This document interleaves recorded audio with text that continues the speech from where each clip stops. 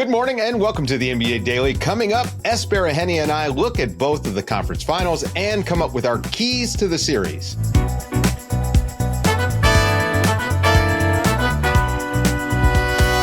We've made it to the conference finals. Baraheni. Finally did it, Dave. Yeah. Dave DuFour. We are here. NBA Daily style. Actually doing this a little bit different.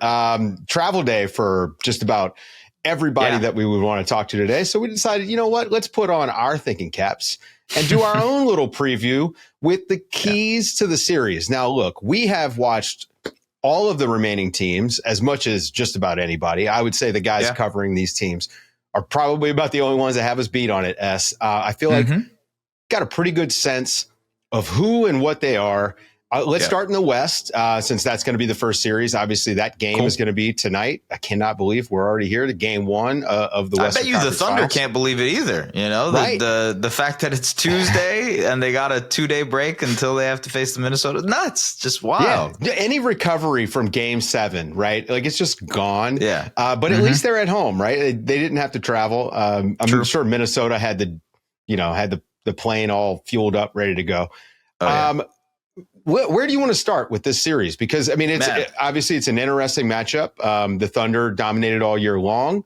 Felt like the Timberwolves found their footing, after struggling with an identity crisis for most of the season. They found their footing late, but they've been excellent in the playoffs. And, I mean, they were sitting at home waiting for the Thunder, which probably feels a little bit different for the Thunder after they swept in the first round. So where do you want to start there?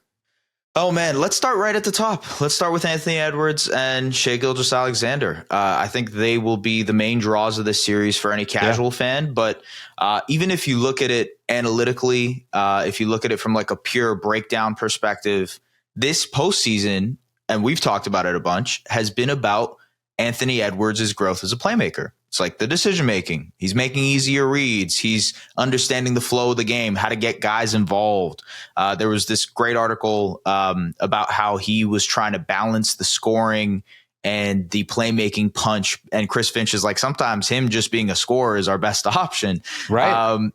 And I think that's going to be the ultimate test. The Thunder defense against Anthony Edwards is going to be his ultimate test as a playmaker because they are going to pressure him. They are going to force him into tough decisions constantly. There will be openings that evaporate instantly because that's what OKC does on defense. So how does he respond? Because Minnesota can be turnover prone. They can turn the ball over. And this is basically the biggest test Ant has had in these playoffs when it comes to his newfound playmaking ability. Right. I mean, look, we have pointed to this 12 assist game that he had against the Warriors in that series. It's kind of like, that's something to hang your hat on. I mean, 12 assists in a playoff game. And I think he put up 23 in that game. If he is aggressive at attacking the basket and not looking for the foul call, which is, I actually think has affected his finishing around the basket, where he's looking for the contact and thinking he's going to get bailed out, and he's not finishing through the contact. I think he needs to change that, right? If you look at the way OKC was able to guard against Denver, part of it is that old Miami Heat thing. They're fouling the entire time. So the level of the foul, you're not going to get called on every foul. Exactly. Right? Yeah. The level of the foul is higher. And so you just have to adjust to that. And I'd like to see him come out pre-adjusted to that because his finishing around the basket has been poor in the playoffs. And it's because of the extra contact. You can hear him yelling, "Hey," on just about every single layup. It's actually incredible that he has the concentration to find the referee and yell at him while also attempting the layup. So, I'd like to see him finish a little bit better. But, you mentioned the turnovers. The Thunder have been the most disruptive defense that we've ever seen. We got to see that on full display in that game 7 against Denver. If they can come out like that, I mean, you get into an issue where, wow, Mike Conley's size is a problem because they have all this length on the perimeter and they can pressure him. You do not want the ball to find Rudy Gobert unless he's finishing the play. Oh, my God. Right? Yeah, he needs to catch it and go right up with it. Right. Yeah. So I think that this is a series where, Julius Randle as that secondary guy, as the playmaker, that's the guy I've got circled. And which I think the next key, not to jump ahead, but who's going to be the secondary guy for the Thunder? I think it's pretty clear that it's Randle. It's been Randle for a while now, especially on the playmaking front, what he was able to do the first couple rounds of the playoffs. But outside of that game 7, we didn't see much out of Jalen Williams so far in the playoffs. Yeah, he definitely needs to be the version that he was in game 7 for them. Had another good game in game 3, I believe it was, the one that they lost against Denver in that overtime. So like there is a way in which J-Dub can attack this team, because you look at some of the, like you said, Conley is one of those targets, right? You think of Randle. I think putting pressure on Randle defensively and making him work, because Randle can hold his own in certain matchups, but just like making him think on the defensive end is actually a big part of getting him tired, right? So for J-Dub, it's about forcing the issue a little bit and being that guy who can, in situations where SGA is off the floor, where it's the J-Dub and Chet lineups, to take over a game. And that could swing things really, really well for OKC. The other side is like shooting. You know, Minnesota is elite at shooting the ball. They haven't been elite that much in the playoffs, but in the regular season, they were a very, very frequent 3-point shooting team. I believe they were 6th in 3-point rate this season, right? Yeah. OKC concedes a lot of threes, right? They allow teams to shoot a lot of threes because they crowd in, they're sending tons of help, et cetera, et cetera. They're like, we will make sure the worst 3-point shooter gets the ball, right? Right. J-Dub needs to knock down his threes. Chet Holmgren needs to knock down his threes. Lou Dort especially needs to lock down his threes because they need him to guard Anthony Edwards on the other side. They need these guys to knock down their shots in a major way. And I think more than even J-Dub being the second best player or whatnot, it's like, can OKC knock down the shots that will become available to them because of the way Minnesota guards them? You know what I mean? Yeah. Well, I mean, think about the way that Denver was able to be so disruptive with the zone. And I would say right now, the way we saw the Thunder solve that zone in game 7, not going to work against Minnesota. Rudy Gobert is excellent, especially in the zone. I mean, he's zone and drop. I mean, this is where he's the king at.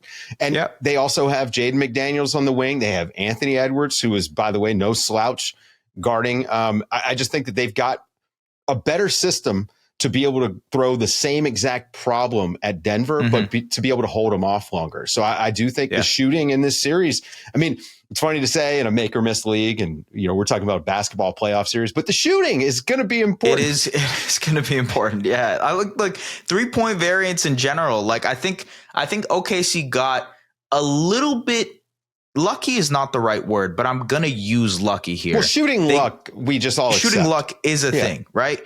They also got lucky in the fact that Denver is not a very, very good shooting team. Like they're not going to take a lot of threes. They're not going to make a lot of threes. And so Minnesota is the very opposite of this. So it's a good stress test of OKC's defense too, where it's like this team is going to take a lot of threes. Anthony Edwards is going to pull up a lot. Julius Randle is not afraid to take that shot. They've got a lot of shooters and, Dante DiVincenzo and Nickeil Alexander-Walker who specifically like to shoot corner threes. And OKC is willing to concede a lot of corner threes with their defense. So it's a pretty good team to match up against. If you're Minnesota, you're like, we like our chances offensively. Defensively, can we get enough stops against this OKC team? And I guess that's my third point. It's like, can they find a way to make life as hard for OKC's offense as Denver just did with its game plan? And to your point, what you just mentioned, like they have more defensive talent than Denver did. They are a more defensively talented team. They're also a deeper team. And so they can go. Nickeil Alexander-Walker can come off the bench and apply pressure to his cousin, right? I mean, this is something that the other teams didn't have. I mean, imagine the trash talk that he's going to be able to throw out. Oh my God. Yeah. But it's just Nickeil, by the way, knows how he will tell you this himself. He knows how to guard Shai. That's exactly what he'll say anytime. But, cousins and whatnot. Let me ask you, who has to make the first adjustment in this series? Like if you and we're taking a blind guess here, but who do you think is going to have to blink first? I think it's going to end up being OKC. And I think the adjustment is something that just is very obvious when you watch that Denver series. It's Lou Dort. And if they're going to decide to start either Kaysen Wallace or Alex Caruso, or play them more frequently. We saw that in Game 7 as well, where Caruso outplayed Lu Dort, and Kaysen, I believe, outplayed Lu Dort. Lu only played 17 minutes. It became apparent in that series. It's like, hey, we're going to let Lu do his thing offensively. Yeah. And while that can save you sometimes, it saved them in Game 5, I think that's the adjustment that's kind of like right there. It's obvious. Right. I mean, we watched Alex Caruso guard Jokic and give him so much trouble. I think it gives you an option for Randle. It gives you an option for Naz Reid. I mean, you don't really have to guard Rudy like that, but it does give you the option for Rudy. If you want to go small and you say, hey, look, man, just go in there and bang with him. I mean, Rudy is physical, but you can out physical Rudy. And I think Alex Caruso is kind of built for that. This is the most interesting thing in the playoffs for me. That is small ball 5 Alex Caruso. I think it opens up a whole nother world for them defensively and makes them even more switchable. I don't know. How do you? I have a question for you. Okay, how do you feel about the Gobert factor here? Because obviously, that's always a conversation with Minnesota. It's like, how much can they keep Rudy on the floor? I think with OKC, they're actually uniquely positioned to be able to do that. Yeah, totally.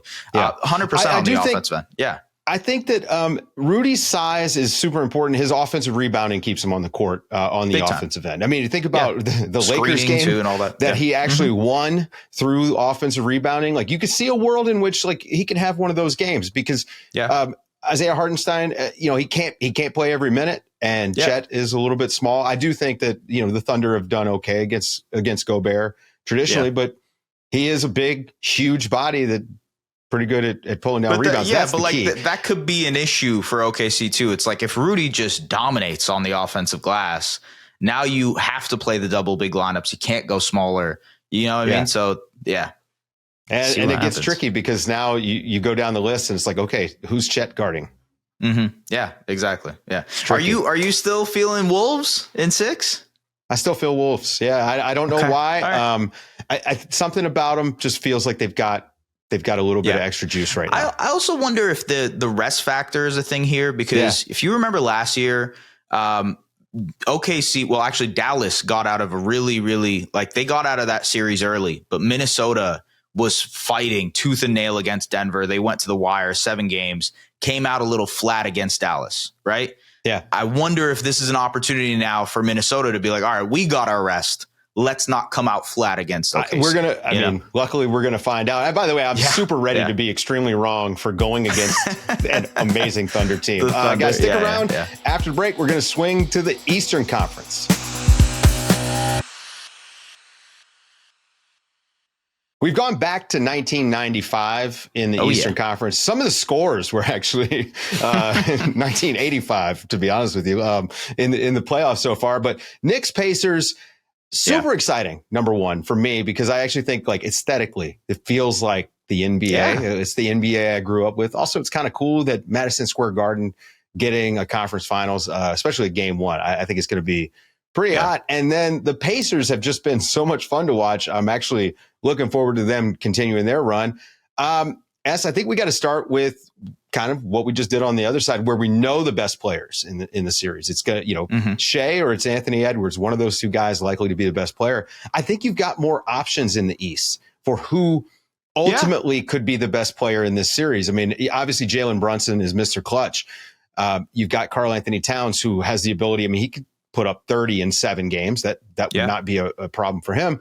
And then on the Pacers side, you've got Pascal Siakam, who I think has been their best player the last couple seasons, but also Tyrese Halliburton, who seems to have this incredibly high ceiling when they need it. Also clutch in his own way, right? Incredibly clutch. So I think I want to just start there. I mean, who do you think is going to wind up being the best player in this series? Man, that's a really good question, because I think it will change. To answer. It is. It's very impossible to change. I think it will change on a game-to-game basis. And I think whatever fan base is looking at this and saying they know for sure that Brunson or Cat or Halliburton or Siakam are the best players in the series, they're lying to themselves. This thing is going to go back and forth consistently, and it's going to be about which one of these players carves out an advantage for themselves the most. And that's why this series is so exciting. It's like, all right, can Tyrese Halliburton attack Karl Anthony Towns? Can Pascal Siakam really take advantage of Cat maybe in the post, or take advantage of the double big lineups and, kind of space them out, if you will? For the Knicks, it's Jalen Brunson. Can he attack Miles Turner? Are the Pacers going to drop? Are they going to switch and show against Brunson and force him to be a playmaker?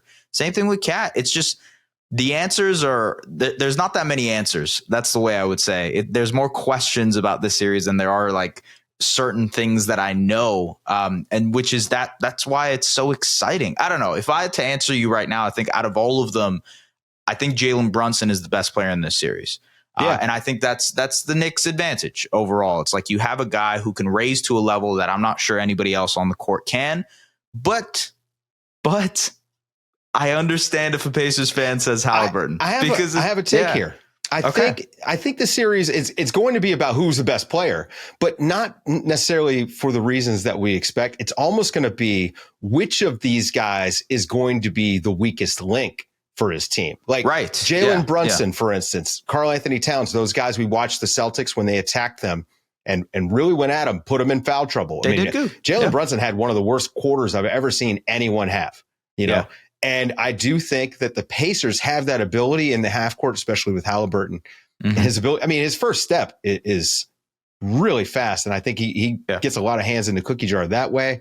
And then also the way that they can attack in transition, I do think that that's going to put pressure on the Knicks defense and especially Jalen Brunson. So, and when you look at the other side, can Jalen Brunson isolate on Tyrese Halliburton? Yeah. That's a win for the Knicks every single time. Yeah. I think a loss would be Karl Anthony Towns post-ups on Miles Turner. I think if they can stay away from those, that's great. But I do think it's going to be quite a bit about which of those four guys winds up being the weakest link. So maybe Pascal Siakam is set up to be, of the group, the most swing. Consistent. Yeah. Or I would say maybe even the guy who can swing it, because I know those other guys have certain pressure points that can be kind of poked and prodded at. Siakam is very good defensively, has raised the ceiling of this Pacers team on the defensive end. An incredible roamer off ball for this Pacers team. And so him and Nembhard just like a tandem defensively that work really well for them. So I think there's like less to attack when it comes to Pascal, although maybe you can try to force him to be an outside shooter. And Siakam has had a good year shooting the ball. He's like a plus 40% 3-point shooter. If he continues to do that, this should be a pretty comfortable offensive series for the Indiana Pacers. And now you're looking at, all right, where else are the Knicks going to attack here? Like where are they going to, I guess, succumb to the pressure, right? Like what's the thing they're going to be willing to concede offensively? Is it Miles Turner Miles Turner pick and pops? Is it Pascal Siakam pick and pops? Because the Pacers can bury you really, really quickly when it comes to what they do offensively. Yeah. This is the thing about this. The reality of it is that the Knicks have had an arduous road to get to where they're at. I mean, they basically got 6 guys, maybe 7.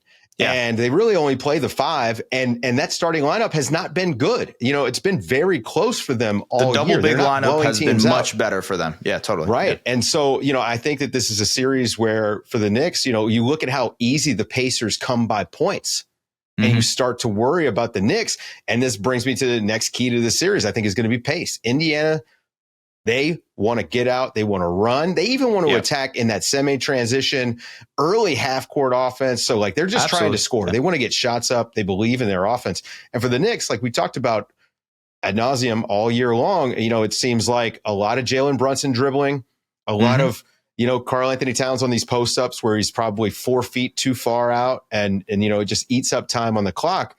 And that's great because their defense can lock down. But, man, with the Pacers, they run so much. Yeah, pace is going to be huge because the Knicks also are like, hey, we're gonna hunt you out in the half court. We're gonna try to get Jalen Brunson in some mismatch situations, and then boom, that's the way we're gonna get our offense going. The Pacers on the other side are just running constantly, and you mentioned it, like Siakam does a great job of hunting out mismatches early in the clock. So Halliburton will kind of have that quick pass in the half court. Siakam has it in the post, and then it's just easy money because he has someone smaller on him. That's a huge thing. I think connected to that is rebounding. because the Pacers aren't necessarily the greatest rebounding team. They don't commit to the offensive glass. They're not, because they want to get back in transition and deal with their defense. Generally they want to get back. It's like, okay, the Knicks can really take advantage of that with Mitchell Robinson and Karl-Anthony Towns, who I think their rebounding is going to be really, really big in this series, especially Mitchell Robinson. And so it's like, how quickly do we go to hack a Mitch? How quickly do the Pacers go to hack a Mitch? Because that might be the key here from the Knicks side of things. Is like, hey, we are going to generate so many more opportunities for ourselves because we're constantly crashing the offensive glass. I'll tell you why they shouldn't do it. It will take away their most potent skill, and that's that transition attack. They pull the ball out of the rim on makes. So if you're putting Mitchell Robinson at the line, Knicks defense gets to set up. This is where that actually works against you. And I didn't like that the Celtics did it so much, because they're another team that should be wanting to attack in transition, especially a Knicks team that lacks the next key to this series, depth. Yeah. The Knicks have none. Yep. We know going in, Mikal Bridges, OG Anunoby, both those guys got to play at least 40 a night. We know it. Jalen Brunson, 45, buddy. Get ready. I hope you got new shoes. And so I just look at this from the other side. The Pacers, they'll have games in this series that they win where their best players play 32 minutes a night because they've got 8 guys. Yeah. You think of the guys that they have off the bench, Obi Toppin, TJ McConnell, Ben Mathurin, right? And they could go, but they also have like a separate identity to them. Like McConnell is an offense to himself. Like he just changes the way that the Pacers play when he comes on the floor. And the way that Toppin can run these like small ball 5 lineups for them with Siakam, and it's just run and gun. And like, it's a joy to watch first and foremost, but it adds a level that I don't think New York has on their bench. Yes, they can go to Deuce McBride. Yes, they can go bigger with Mitchell Robinson. But outside of that, it's like, all right, if Mikal Bridges is having an off night offensively, or OG Anunoby is having an off night offensively, and they're not hitting their shots, who are we going to? Like, what are we going to? And that we saw that in both the Boston series and the Pistons series, where it was like certain nights when those guys were 2 of 15 instead of 10 of 20. That's basically curtains for you. You're not, because you know what you're getting out of Brunson. You know where you're getting out of Cat for the most part. That supplementary group has to show up. They have to. And one of the comebacks, Dave, I'm sure you remember this, game 2 versus Boston, Knicks were down, but it was within distance. It was within reach here, but Mikal hadn't given them anything, 0 points, right? And in the fourth quarter, Mikal Bridges rounded up 13 points, all in that quarter. And that's why they won that game. That's why they willed themselves back. His shot making, his ability to put pressure on the defense outside of the Brunson Cat things that they run is going to be huge in this series, because Indiana just has more things that they can go to. Knicks need to have that as well, Yeah. And we haven't even talked about all the bodies that they can throw at Jalen Brunson. Totally. Andrew Nembhard, Aaron Nesmith, Halliburton, even when he wants to, like with his size and his length. We see him bother players. It's just, I will say Brunson is a problem. Averaged 30 and 7 against the Pacers last year. And he was just so comfortable getting to his spots. So I don't know if he just likes the matchup, if there's something specific about Nembhard. Maybe it's just Brunson the size thing. He's just a player too, right? Like that guy plays every single possession like he's mad at the guy who's guarding him, and it's awesome, right? But he does play like, it's a little bit of like a basketball Napoleon complex when you watch the way he plays in the half court. Like I can at least tip the cap to it, because every bucket is hard, and he's the smallest guy on the court normally. That's like Mighty Mouse territory. So I just think that at a certain point, that's not great for your basketball team, though. This is actually mostly about both playoff series here. The next 2 weeks is a referendum on the Cat Randle trade, right? Oh yeah. It's going to be, how does Julius Randle perform against OKC, right? And can he be the deciding factor for them to make it to the NBA Finals, first NBA Finals in franchise history? On the other side, it's, can Karl-Anthony Towns separate himself, establish why he is the second fiddle here in New York, why he was the right guy to trade for, all of these things, and why he can be better than he was in the conference finals last year for Minnesota. I just think that's fascinating. Final year of the season, and we're talking about the big trade, right? Yeah. It's the last referendum unless they meet in the finals, and then that will actually be the last referendum. Major referendum. That's it. But you still feeling Pacers? I think a lot of people have come around to our way of thinking on this. Again, it's that if the Knicks had the sort of depth that the Pacers had, I would feel much better about the Knicks, because I do think Jalen Brunson has that iron will that you really need. I mean, I do think he's a small guard that could win a championship. Mm-hmm. I just don't know if this is the team. Yeah. I think it's Indiana. We'll see though. Yeah. It's New York. It's going to be fun. Yeah. Mm-hmm. You guys, I'm out for the rest of the week. Got a little thing up in New York, so I'm going for that. Yeah. But S and Zena will take care of you guys. Try to get to the game. Yeah, I'm going to try to make it to MSG for game 1. We'll see if it works out. But that's going to do it for today's show, folks. For S. Baraheni, I'm Dave DuFour, and this has been the NBA Daily. Thanks for waking up with us.